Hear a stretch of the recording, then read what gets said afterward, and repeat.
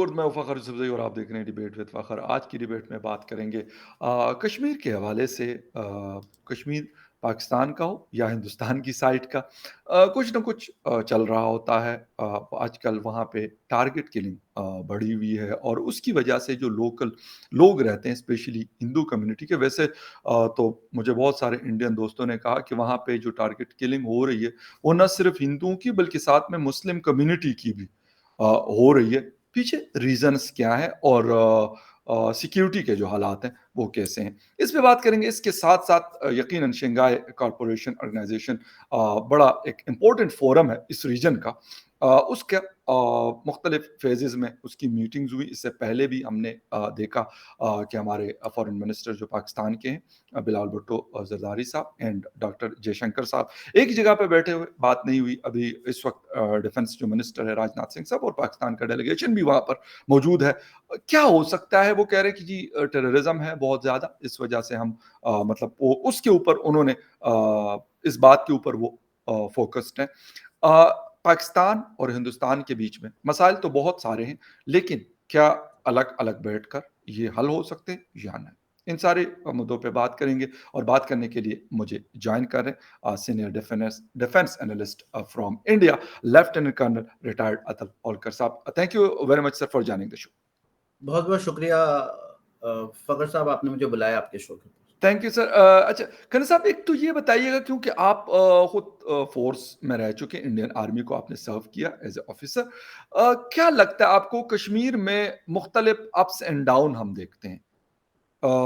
हालात बेहतर होते हैं, फिर ख़राब होते हैं, फिर बेहतर होते हैं, फिर ख़राब होते हैं।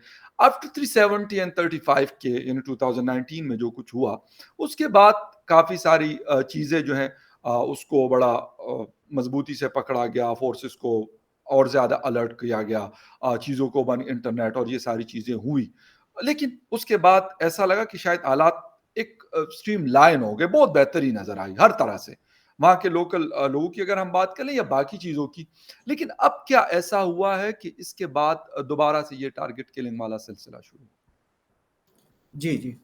देखिए, अगर आप देखें फ़खर भाई, हम कश्मीर में इस वक़्त एक बहुत अच्छी स्टेबिलिटी और एक बहुत अच्छा एक टूरिस्ट सीज़न के बाद में जी, हम एक ग्रोथ आई है। और अगर आप इन्वेस्टमेंट्स भी देखें तो चाहे वो गवर्नमेंट ऑफ इंडिया इन्वेस्ट कर रही है जी, या यूएई की गवर्नमेंट इन्वेस्ट कर रही है, तो उसमें एक ग्रोथ फ़ेज़ की तरफ जम्मू और कश्मीर जा रहा है। जी, और कहीं न कहीं ये जो आप ही के मुल्क से में रहने वाले कुछ एस्टेब्लिशमेंट के या कुछ ऐसे ही जो कुछ ग्रुप्स हैं जो कि उनको ये पसंद नहीं आ रहा, और वो कंटिन्यूअसली कुछ न कुछ नई चीज़ करने की कोशिश में लगे रहते हैं, तो वापस एक हिंदू टारगेटेड किलिंग चल रही है। और आपने बिल्कुल सही कहा कि वो मुसलमान जो ये चाहते हैं कि उनका जो आगे का फ्यूचर है वो भारत के साथ में रहे, और वो मुसलमान जो वहाँ पे एक नौकरी के पेशा लोग हैं, अगर आप देखें तो वो पुलिस के हैं या कोई ऐसे गवर्नमेंट ऑफिशियल्स हैं, जिनको कि टारगेटेड किलिंग में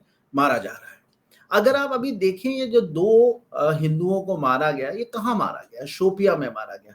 शोपिया में भी ये सेब के बाग में खड़े थे, मतलब एक एप्पल ऑर्चर्ड में थे। जी, किस लिए खड़े थे? वो वहाँ के लोकल लोगों को जो एप्पल उगा रहे थे, जिन्होंने एप्पल को इंडिया के बाज़ारों में बेचने के लिए भेजना है, उसकी लोडिंग और उसकी परचेज़ में ध्यान दे रहे थे। तो मेरे तो ये भी नहीं समझ में आता, मान लीजिए ये हिंदू ही सही, लेकिन अल्टीमेटली तो वहाँ की जो एक मतलब दोनों कम्युनिटीज़ मिलके अपना गुज़र-बसर करना चाहती बिल्कुल। हैं, वो अपना बिज़नेस करना चाहती हैं, अपने बच्चों को पढ़ाना चाहते हैं, उसको क्यों हार्म कर रहे हैं? हाँ, अगर आप देखें तो 1947 से एक ही बहुत बड़ा, और मैं मतलब पाकिस्तान का नाम लेके बोल सकता हूँ कि जी, एक जो कश्मीर के ऊपर एक पागलपन तक हद तक जो चीज़ें गुज़रती हैं, तो देखिए वो हिंदुस्तान के लिए भी बहुत ज़रूरी है। पाकिस्तान अगर कश्मीर को अपनी एक बहुत इम्पोर्टेंट पार्ट ऑफ लाइफ समझता है और हुँ, अपने मतलब एक ऐसे नर्व सेंटर समझता है कि इसके बगैर, कश्मीर के बगैर पाकिस्तान नहीं चल सकता, और इसी बात के ऊपर आपने अपने देश का बहुत नुकसान पहुँचाया है। मतलब जी, अगर आप कहते हैं कश्मीर सब कुछ है, तो क्या पंजाब आपके लिए कुछ नहीं? क्या सिंध आपके लिए कुछ नहीं? क्या जी, बलूचिस्तान आपके लिए कुछ नहीं?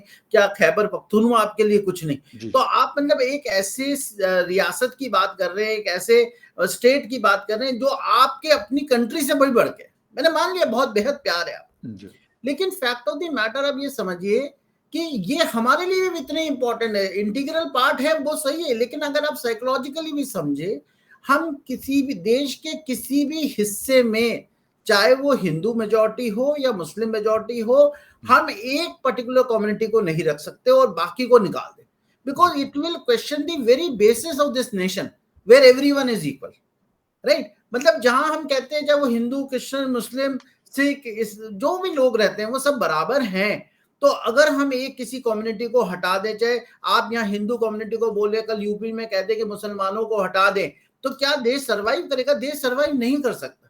और चूंकि भारत इस बुनियाद पे बना था कि जहां सारे रिलीजन और सारे लोग बराबर है, तो हम इस बात को एक्सेप्ट ही नहीं कर सकते कि आप किसी भी एक कम्युनिटी को टारगेट करके वहां से हटाए दे, तो हमारे लिए भी एक बहुत बड़ा चैलेंज है ये बात। लेकिन मेरे को ना फकर भाई एक चीज नहीं समझ में आ रही आजकल और ऑफ लेट पिछले 1-1.5 साल में, कि पाकिस्तान को चला कौन रहा है? क्योंकि इसमें तो कोई शक नहीं कि जो टारगेटेड किलिंग्स हो रही हैं, चाहे आप उनको रेसिस्टेंस फ्रंट कह दें, टीआरएफ, ये अल्टीमेटली एलईटी, जेईएम, ये सारे लोग हैं, जैसे मोहम्मद हुआ, लश्कर तौबा, यही लोग हैं जो है। अब उन्होंने सेकुलर फ्रंट सा क्रिएट कर दिया कि ताकि ऐसा कोई मुसलमान या मुस्लिम नेम ना नजर आए और इसी को टेररिज्म के कनेक्ट ना हो पाए, तो आपने उसको जो है टीआरएफ बना दिया। आज आप पाकिस्तान को देखें तो पाकिस्तान बिल्कुल उस कगार पे खड़ा है कि हो सकता है वो अगले 15 दिन में डिफॉल्ट कर ले। आपके वजीर आजम कतर में बैठे हुए हैं, सीपेक की अथॉरिटी आपने क्लोज कर दी है, तो चाइनीज भी आपसे नाराज हैं। आपके खुद के पुराने वजीर आजम जो हैं वो कोर्ट के चक्कर लगा रहे हैं। आपके महंगाई इतनी ज्यादा हो रखी है कि आपकी आम जनता त्रस्त हो गई आपसे। आपके न्यू फाउंड फ्रेंड्स हैं वो अफगानिस्तान में जो है वो परेशान है आपसे, ईरान परेशान है, हम परेशान है।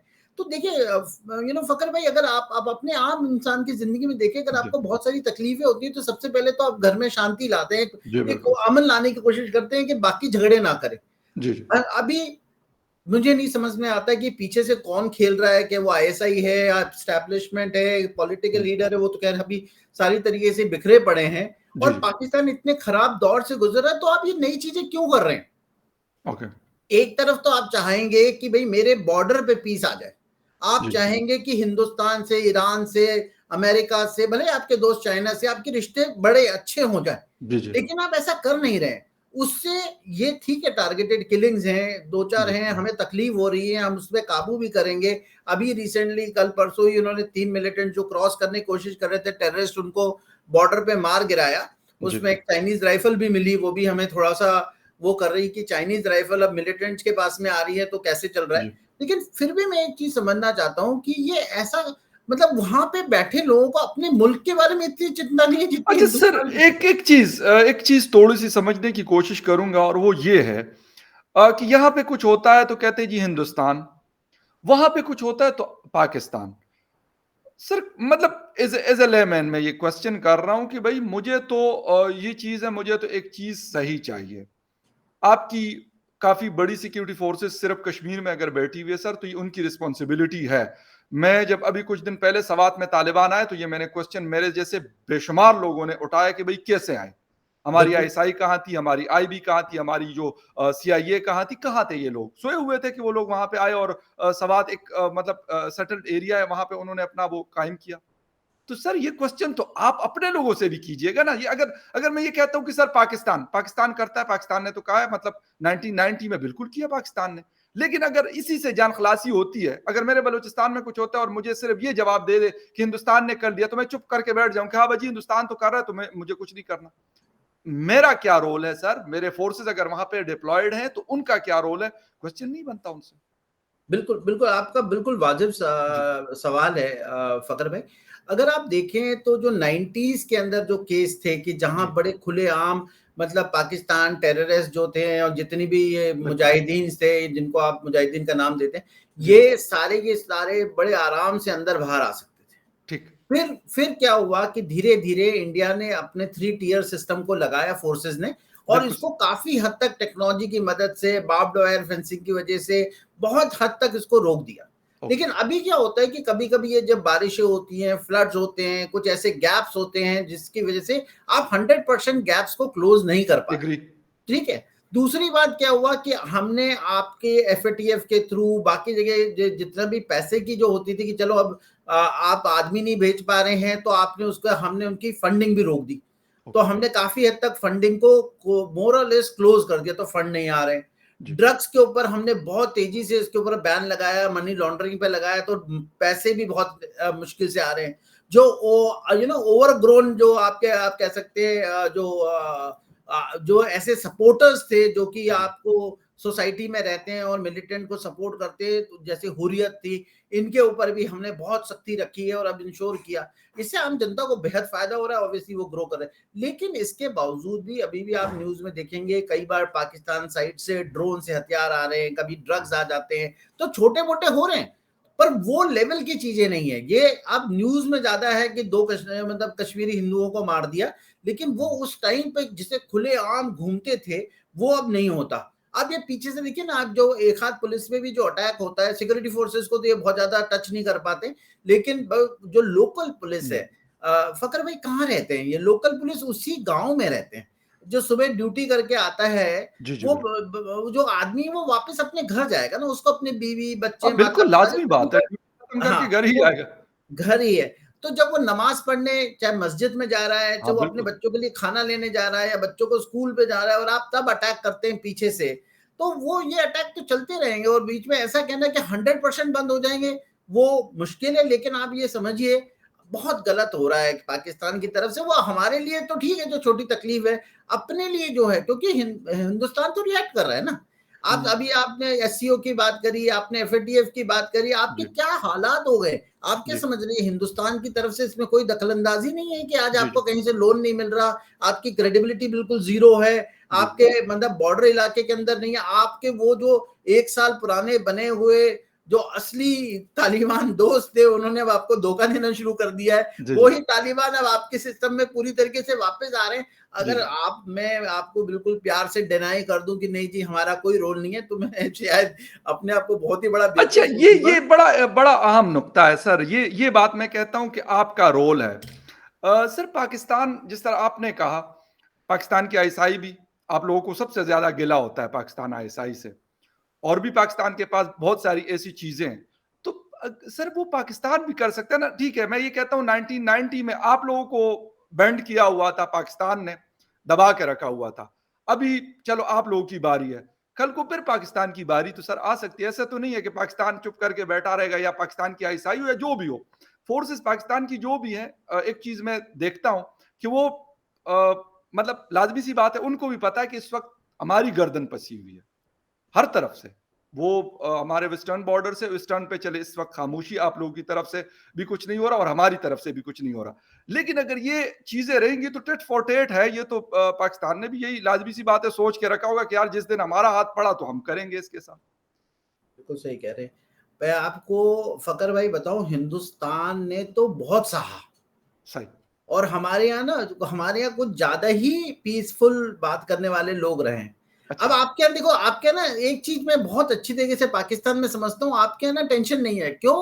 क्योंकि जो आपकी पॉलिटिकल लीडरशिप है, चाहे वो जी, जी। कितनी मोहब्बत रखें, लेकिन उनका रोल जीरो है। सही। आज किसी किसी एक न्यूज चैनल में हम लोग डिस्कशन कर रहे थे, तो उसमें किसी ने पूछा कि हिंदुस्तान पाकिस्तान में बातचीत हो ही नहीं रही। जी, बिलावल साहब गए वहां पे, वो जयशंकर ने पलट के भी नहीं देखा कि बिलावल जी। भुट्टो बैठे हैं। मैंने कहा लेकिन सर आप ये 2 बताइए। देखा जी मैं देखिए मेरी बात सुनें।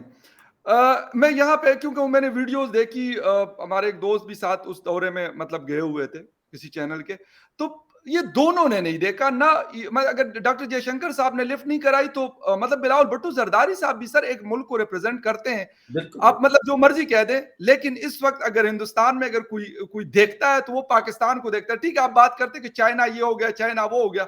लेकिन एक चीज़ आप लोग मानते भी और मैं भी इसको कर रहा हूँ कि ऐसा नहीं है कि अगर ऐसा होता तो फिर तो मतलब पाकिस्तान को ज़ीरो के साथ मल्टीप्लाई कर दे, साइड पे कर दे, लगा देना मतलब ज़रूरत ही नहीं है। बातचीत तो नहीं हो रही। फकर भाई, मैं आपको ये नहीं कह सकता कि भारत बातचीत नहीं करना चाहता, लेकिन किससे बात करेगा? नहीं सर हाँ देखिए, बातचीत तो ख़ैर अपनी मर्ज़ी है, मैं उसको नहीं कह सकता हिंदुस्तान को कोई सर फ़ोर्स नहीं कर सकता। जी जी। हिंदुस्तान अगर खुद कहेगा, हिंदुस्तान का प्राइम मिनिस्टर कहेगा या फॉरेन मिनिस्टर कहेगा या कुछ भी कोई भी मतलब जो वहाँ के चलाने वाले कंट्रीज़ के हैं लोग, अगर वो कहेंगे तो बातचीत होगी। अगर वो नहीं कहेंगे तो मैं कल-परसों किसी शो में आप लोगों को बता रहा था कि भई आप किसी को भी इस वक़्त हिंदुस्तान तो एक बहुत बड़ा पावरफुल मुल्क है, एक बहुत बड़ी इकोनॉमी है। अगर छोटा-सा भी कोई कंट्री हो, आप उसको यकीन करें फ़ोर्स नहीं कर सकते इस वक़्त। बेशक यूनाइटेड नेशन भी है, सब कुछ है, ये अफ़गानिस्तान है। अमेरिका ने कितना ज़ोर लगा लिया, क्या कर लिया उसका? ठीक है, मैं मानता हूँ, 1 साल से वही तालिबान बैठे हुए जिसको कहते हैं कि हमने रिकॉग्नाइज़ नहीं करना, वो कहता है नहीं कर रहे हैं, ना करो लेकिन हम फिर भी बैठे हुए। मतलब ये मैं तो हिंदुस्तान को तो कौन वो फ़ोर्स कर सकता है इस बात पे जी। कि आप पाकिस्तान से बातचीत करें। नहीं, तो मैं आपको ये बोलूँगा फ़खर साहब, देखिए पहली चीज़ तो मैं कहता हूँ कि चलिए आपकी तरफ से कुछ ऐसी चीज़ें हो जाएँ कि थोड़ी-सी पीस आ जी, जाए। 4 दिन आपके यहाँ से नॉर्मल होती है, कोई एक बोलता है और अगले दिन फिर कुछ टारगेटेड किलिंग होती है। जी, जी। या फिर आप ऐसा कुछ बयान दे देते हैं जिससे कि फिर एक समस्या आती है कि कौन शॉट्स कॉल कर रहा है। और जी, सबसे बड़ी प्रॉब्लम ये है कि अभी तो आपकी पॉलिटिकल लीडरशिप ही डिवाइडेड है पूरी जी, तरीके जी, से। जी। अगर अभी वो शहबाज़ शरीफ साहब कुछ करना चाहेंगे भी, तो इमरान खान तो उनके लिए तैयार बैठे हैं कि इन्होंने बेच दिया मुल्क फिर दोबारा। ठीक है? सर ये चूरन तो बड़ा बिकता है, ये तो मैं आपको बता दूं कि पाकिस्तान में 3 चूरन बड़े बिकते हैं। एक मजहब का चूरन बिकता है, हिंदुस्तान, इजराइल और अमेरिका का चूरन बिकता है। और इसी तरीके से ये चीजें होती है कि मतलब जज्बाती लोग जो है ना वो बकर कहते साहब, हो मैं आपको ये बताऊं, कहते हैं हम हमने चढ़ दौड़ेंगे हिंदुस्तान पे, हालांकि सबको पता है कि यार नहीं कर सकते आप भाई, आपके जी, पास कोई नहीं। और आजकल सर जंगों से अगर मसले हल होते हैं तो फिर तो मतलब बड़ा मजा आता, बस पाकिस्तान चढ़ दौड़ता, कोई और चढ़ दौड़ता, कोई और चढ़ आपके दौड़ता। आपके ना मुल्क में लीडरशिप रही नहीं, मैं आपको बताता सही, हूँ। आप जब अगर आप देखें तो 1980s में जब बहुत ही जंग के हालात हो गए थे, सही। जनरल तो ज़िया के दौर में। जनरल जियाउल हक के दौर में जियाउल हक ने इंदिरा गांधी के विशेष के अगेंस्ट जयपुर में आके इंडिया पाकिस्तान का मैच देखा था। बड़ा यादगार मैच सर, ठीक बिल्कुल, है जी। बिल्कुल, और मतलब बिल्कुल। आप देखिए, मैं जियाउल हक का कोई बहुत ही बड़ा फैन नहीं हूँ, लेकिन मैं कहता हूँ एक लीडरशिप की गट्स होती है। सर वो ठीक है? डिक्टेटर था ना, नहीं, जो डिक्टेटर भी कह आपको लें, पता ही जो है भी कि कह लें। डिक्टेटर क्या देखिए, चीज़ होती है। एक एक एक वो डिफ्यूज़ करना था टेंशन को। हुँ, ठीक है? तो ना चाहते हुए भी हमें उसके बाद वो अजमेर दरगाह भी गए, नवाज़, है ना? उसके बाद में फिर आप मुशर्रफ को देख लीजिए कि बिल्कुल। जब जंग हो गई, अच्छी खासी जंग हो गई, और उसके बाद आगरा आके आप हिंदुस्तान की सरज़मीन में बैठ के आप ना पीस की बात कर रहे हैं। चलिए, उसके आगे कुछ नहीं हुआ, लेकिन कोई कर्नल बात साहब नहीं। कर्नल साहब एक चीज़ तो पता नहीं आप मुझसे एग्री करें या डिसएग्री करें, ये आपका राइट है।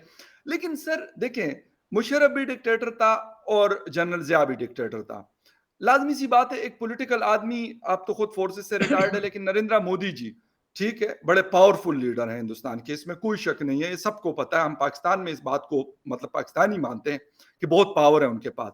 लेकिन इसके बावजूद भी यकीनन वो पार्टी के ऐसे लोग होंगे जिनके साथ वो बातचीत करते होंगे फॉरेन पॉलिसी के ऊपर, वो पाकिस्तान के साथ बात हो या दुनिया के किसी, चाइना को हैंडल करना हो कि हमने क्या करना है, अमेरिका को करना हो, अभी यूक्रेन वॉर हो रही है, इन सारी चीज़ों के ऊपर यकीनन वो बात करते होंगे।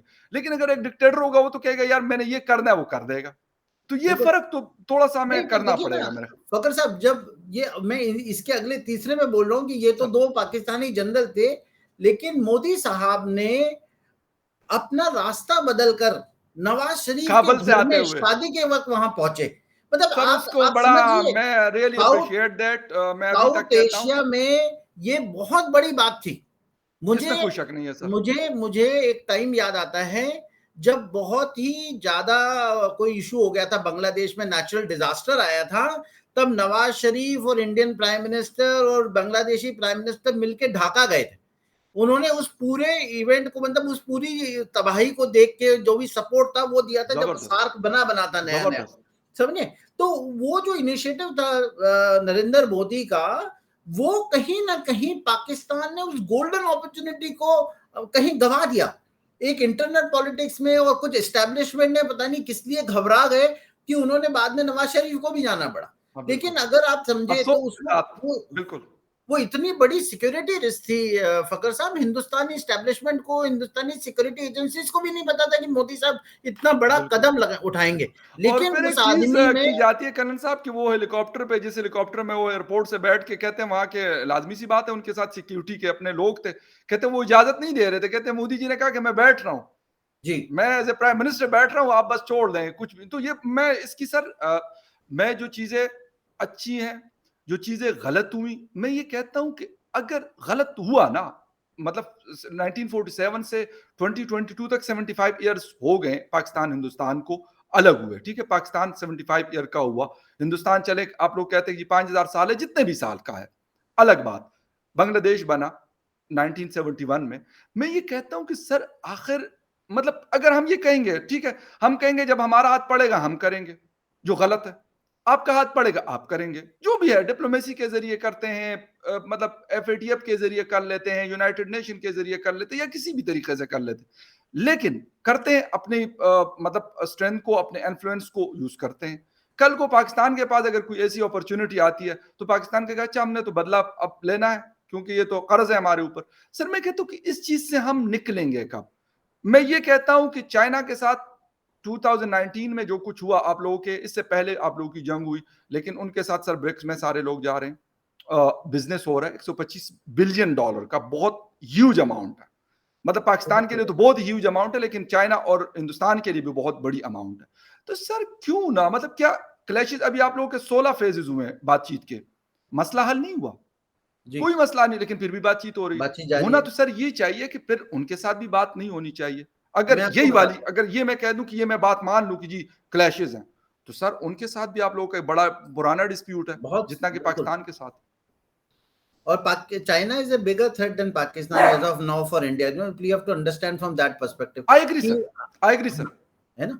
तो अगर आप देखें ना, तो सिर्फ मेरे को जो एक मेरी पर्सपेक्टिव से जो जी मेरे को समझ में आता है, जी जी। वहां चाइना की एक लीडरशिप के अंदर एक नाम है, और राइट। चाइना की लीडरशिप के अंदर एक स्टेबिलिटी है। ओके। उनकी पॉलिसीज को हम आज समझ सकते हैं।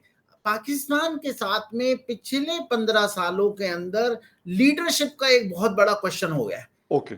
एक स्टेज पे आपके, मैं कहता हूँ इवन मुशर्रफ तक एक आपकी लीडरशिप में, चाहे वो मिलिट्री से ही, बिल्कुल। लेकिन हमें पता था कि जनरल मुशर्रफ से बात करनी पड़ेगी, हाँ, डिसीजन मेकर यही है। डिसीजन मेकर से बात करनी पड़ेगी। हमें एग्री। ये भी पता था कि अगर नवाज शरीफ साहब बैठे हैं तो बैक चैनल में किससे बात करनी पड़ेगी, ताकि दोनों जो भी ओके। प्लेयर्स हैं उनको हम एक पेज पे ला सकें। राइट। लेकिन आपके अंदर जो मेरी रीडिंग है, आप, मैं गलत हो सकता हूं, जी जी। आपके इस वक्त इस्टेब्लिशमेंट बटा हुआ है, आपकी पॉलिटिकल सिस्टम बटा हुआ है। हमें इनिशिएटिव भी अगर लेने हैं तो हम नहीं ले सकते। राइट। उसके बाद आप कंटिन्यूअसली हमें तंग कर रहे हैं। ओके। मतलब आप उस जगह पे हैं जहां आप कोशिश करेंगे कि ठीक है, आपने जैसे कहा कि पाकिस्तान की कुछ एस्टेब्लिशमेंट लोग सोचते हैं कि जब मेरा वक्त आएगा, जी लेकिन कम से कम आप वक्त का इंतजार तो कीजिए। अभी तो जी आप जी। अपने आप को तंग करने में लगे हुए हैं। अच्छा, लेकिन एक चीज तो कन्न साहब आप भी मानेंगे कि पिछले तकरीबन 1 साल से ज्यादा हो गया कि सीज फायर है, और यकीन करें मैं मतलब एक ये बात कर रहा हूं यहाँ पे और बड़ी जिम्मेदारी के साथ कर रहा हूं। एक यंग फौजी ऑफिसर से मुलाकात हुई अभी, आज से कुछ महीने पहले की बात है। उनका ताल्लुक पाकिस्तान वाली कश्मीर से था उस लड़के का, और उससे खैर बात हुई तो फिर मैंने उससे पूछा, मैं कहा यार सीज फायर है, आप लोग तो सुकून से होंगे। कहते हैं हाँ हम तो सुकून से है, लेकिन यह है कि उसका बड़ा नुकसान हुआ है। मतलब मेजर रैंक का लड़का था, यंग था बिल्कुल। तो मैंने कहा क्या नुकसान हुआ? कहते हैं अब वो चीज़ नहीं हुई, पहले होता ये था कि उन्होंने वहाँ पे इंफ्रास्ट्रक्चर बना दिया हिंदुस्तान ने, बंकर्स बहुत अच्छे बना लिए, रोड बहुत अच्छी बना ली वहाँ तक। तो मैं कहा हमने क्या किया? कहते हैं हमारी तो वही की वही है। तो मैं कहा यार इसमें हिंदुस्तान का क्या कसूर है और इसमें सीज़फायर का क्या कसूर है? मैंने कहा देखिए, मैंने कहा इस चीज़ को हमने कहीं न कहीं जाके तो भाई मेरे एंड करना है ना। या सारी जिंदगी हमने 75 साल इसमें गुजार ली और अब 175 जिस दिन हो जाएंगे हम फिर भी यही सोचेंगे कि यार एलओसी के ऊपर ये।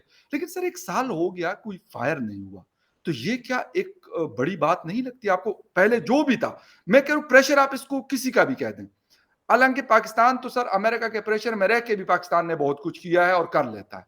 तो ये तो एक अच्छा इकदाम नहीं है, एक अच्छा मतलब अप्रिसिएशन वाला स्टेप नहीं है कि ये हुआ। नहीं नहीं, बिल्कुल सही है, आप जो कह रहे हैं सही है, लेकिन देखिए, सीज फायर जो होता है ना, म्यूचुअली एग्रीड होता है। बिल्कुल सर। आज अगर वो बेचारा यंग मेजर ये कह रहा है कि हमें नुकसान हो रहा है, तो कहीं ना कहीं ऊपर के जनरल और जो आपके एस्टेब्लिशमेंट में सीनियर लोग हैं उसका फायदा देख रहे होंगे, तभी ये चल रहा है। मैं और वही आप कह ये रहा हूँ ना, देखिए। लेकिन एक चीज हाँ हुई तो है ना, हाँ हाँ, जिस तरीके से एग्जैक्टली भी हुई, एग्जैक्टली। और जिसके दूसरी कहने बात, पे भी हुई। बिल्कुल, उस वक्त जब आप देखें, आज से एक साल पहले लेके चलते हैं फकर भाई, तो आपका जो ईस्ट वेस्टर्न फ्रंट था वो आग लगी हुई थी वेस्टर्न फ्रंट पे। आपके यहाँ तालिबान जो है वो काबुल की तरफ बढ़ रहे थे, हाँ, वहां पे बिल्कुल, अमेरिका और वेस्टर्न अलाइज बड़ी बिल्कुल मुश्किल सही। में थे, इंडिया पे बहुत प्रेशर था। मैं आपकी न्यूज चैनल को बड़े करीब से देखता हूं, तो लोग गुड। वहां पे मिठाइयां बांट रहे थे और वो बोल रहे थे इंडिया का बैंड बजा दिया हमने, इंफ्रास्ट्रक्चर जो इंडिया ने बनाया था वो सब ये हो गया, इंडिया के $2 बिलियन डूब गए, और ऐसे कई कहानियां चलती थी। लेकिन उसके बावजूद भी बिल्कुल, ये आपकी आपका, बात बिल्कुल दुरुस्त है जो आप कह है रहे हैं, ना, बिल्कुल सही। उसके बावजूद भी आपका ईस्टर्न फ्रंट पे both India and Pakistan did not break the ceasefire. Yes, मतलब उस वक्त हम चाहते तो निडल कर सकते थे पाकिस्तान को, और आपको चाहते ना चाहते हुए भी फोर्सेस ईस्टर्न फ्रंट पे लाज़मी बात दखल है। करनी पड़ती, बिल्कुल, बिल्कुल, और हीट अप कर देते, हम आग लगा के बिल्कुल रखते कर यहाँ पे, सकते थे, ताकि बिल्कुल कर आप जो है वेस्टर्न फ्रंट की तरफ ध्यान ही नहीं देते। टू फ्रंट ठीक है, वॉर हो जाती ना, बड़ी मुश्किल होती है। Exactly exactly. लेकिन कहीं ना कहीं बोथ और India and Pakistan have seen this that there is more to gain by that kind of ceasefire. या दूसरी बात, हमारी जो रिपोर्ट्स कह रही हैं वो आपके यहाँ तो गिलगित बल्तिस्तान तो छोड़ दीजिए, वहां तो है ही चाइनीज। आपके बहुत सारे चाइनीज जो है वो एलओसी पे देखे गए, और एलओसी के ऊपर जितने बंकर्स हैं और ये सब चीजें, उनमें कहीं ना कहीं चाइनीज है। तो अब तो हम खुलेआम कहने लगे कि हमारी तरफ तो दोनों तरफ चाइनीज है। ठीक है, अब तो हम पाकिस्तान को काउंट ही नहीं करते, हम तो कहते हैं दोनों तरफ चाइनीज हैं, और हम निपट लेंगे दोनों से।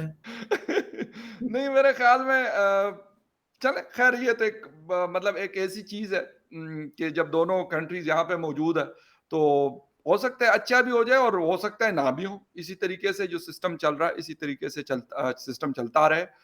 कभी आप लोगों की बारी और कभी मैं कहूँगा इन लोगों की बारी, हालांकि दोनों चीजें गलत होंगी, क्योंकि उसका फायदा हमें नहीं हो रहा, किसी को भी नहीं हो रहा, ना किसी को आपको नहीं। होगा ना हमें होगा, क्योंकि जंग का आज तक किसी को फायदा हुआ नहीं। वरना शायद अमेरिका को इसलिए होता है कि वो दूसरे की जगह पे जाके लड़ता है, एक बात अपने ऐड कंट्री में करूंगा, जाके। जी, जी, प्लीज।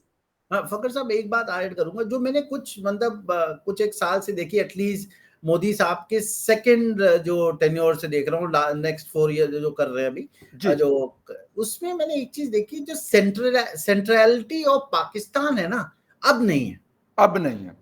पहले पहले 5 साल में कहीं ना कहीं मोदी साहब ने, सही। और सुषमा स्वराज जब फॉरेन मिनिस्टर हुआ करती थी, जी, जी। उन्होंने पाकिस्तान को एज ए सेंट्रल पॉइंट रखा हुआ था, एज ए फॉरेन पॉलिसी के अंदर, राइट। डिप्लोमेसी के अंदर, कि कहीं ना कहीं वो, अब उन्होंने पाकिस्तान को, मुझे ऐसा लगता है ओके। पाकिस्तान को एक सिर्फ इरिटेंट रखा हुआ है, उसमें एफर्ट नहीं है अब ज्यादा उनको। सही, मतलब आपको ये समझ लीजिए कि अब बस इसके ऊपर ध्यान रखिए, दरवाजा बंद रखिए, अंदर आएंगे नहीं, और अगर अंदर कोई आते तो अंदर से फायर करते ना, बस इतनी कहानी सही, चलती है। तो सही, कोई सही। एफर्ट नहीं डल रहा, कोई, हम बिल्कुल ध्यान नहीं दे रहे, हम दूर से देख रहे हैं कि आपके अंदर क्या हो रहा है। ओके। तो अब ना कहीं वो रेलिवेंस ऑफ पाकिस्तान जो है ना, वो ऐसे इरिटेंट हो गया, तो वो जितने भी रिस्पॉन्सेज उस पर आते हैं ना अब, वो उसी से रिलेटेड है।